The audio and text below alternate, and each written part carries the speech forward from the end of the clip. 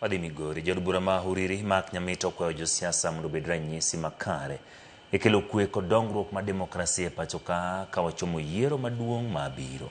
Kolose kinde nyasi mar alam e kanisa mar IGM e kaunti wa Migori, Nyamita okwayo jotelo mondo omi thuolo kweth mobalo kod piny owacho mondo ous ajenda magi ne jopiny.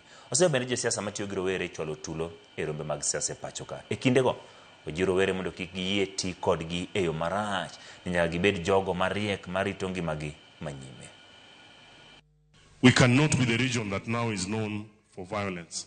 I want to urge our young people, I want to urge all our leaders that it is possible, it is very possible for us to persuade our voters without necessarily encouraging them or inciting them to violence. So if there are any leaders who have planned violence against each other, who are using other people's children, shame on them. Shame on them.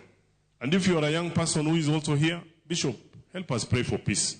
I've heard some of your sermons on this pulpit, where you have said that we can go we can go doing our business without necessarily resorting to violence.